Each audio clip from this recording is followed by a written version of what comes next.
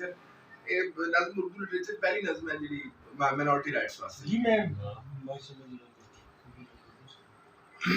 سوچ رہا ہوں باہر جا کر کس سے پوچھوں پیٹر کو کیا موت پڑی ہے.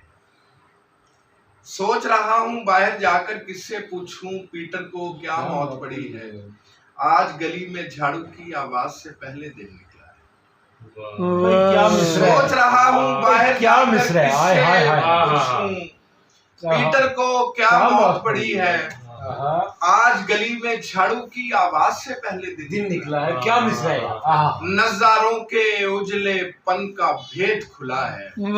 کسی کا تھوکا ہوا کسی کی راہ گزر میں پڑا ہوا ہے. اور تہواروں کے دن بھی کام پہ آنے والا کیسے غفلت کر سکتا ہے.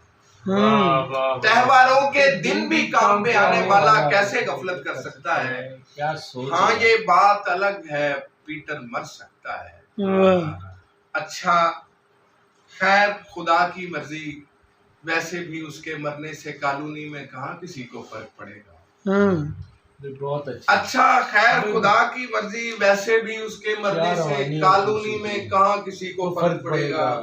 شاید اتنا فرق پڑے گا یہ جو میرے دروازے کے عین برابر بجلی کے میٹر پر رکھا کچی مٹی والا برتن پڑا ہوا ہے اور کسی کے کام آئے. بہت اچھے. واہ واہ واہ واہ. بہت